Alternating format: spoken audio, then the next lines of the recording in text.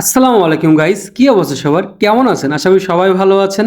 তো আজকে চলে আসছি আপনাদের সাথে শুক্রবারে কি বাজার করব আমরা ব্যাচেলার জীবনে সেটাই আপনাদেরকে শেয়ার করব।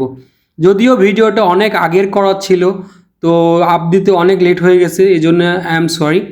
তো আজকে আমরা বাজার করতে যাচ্ছি নারায়ণগঞ্জ জেলার কালীবাজার নামে একটা বিশাল বাজার আছে, কাঁচা বাজার, সব কিছুই পাওয়া যায় সেখানে। বাংলাদেশের সব জায়গা থেকে শাকসবজি সেখানে আসে, সেখানে যাচ্ছি। আমরা যাচ্ছি মূলত এখন নারায়ণগঞ্জ চাষারা শহীদ মিনারের রুট দিয়ে। তো আমরা অলমোস্ট চলে আসছি। আসার পরে আমরা নামলাম, ভাড়া দিলাম, তারপর আমরা যাওয়া শুরু করলাম।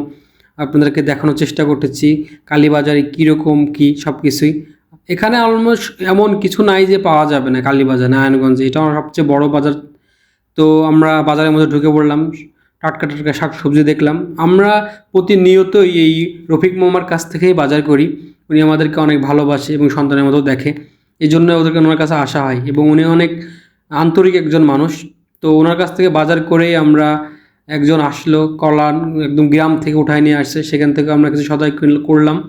করার পরে আমরা চলে যাব এখন মাছ কিনতে। তো আমরা এখান থেকেই মাছ কিনি, কারণ আমরা এখানে রেগুলার বাজার করি। তো ওনারা আমাদেরকে চিনে যে ওনারা এখান থেকেই বাজার করে। তো যাওয়ার সাথে সাথে মামা বলল যে এই ইলিশটা নেন, অনেক ভালো হবে। তো আমরা আমার কথা শুনে নিলাম, তারপর আমরা ছোট মাছ নিলাম।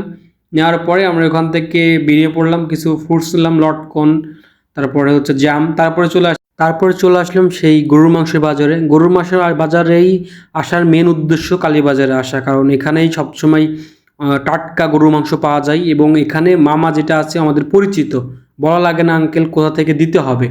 তো উনি সুন্দর মতো কেটে সাইজ করে আমাদেরকে মাংস দিয়ে দিল।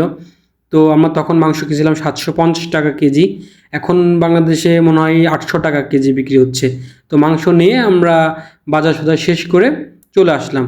তো এরকম ভিডিও ইনশাল্লাহ পাবেন। তো দয়া করে সবাই পাশেই থাকবেন। ধন্যবাদ।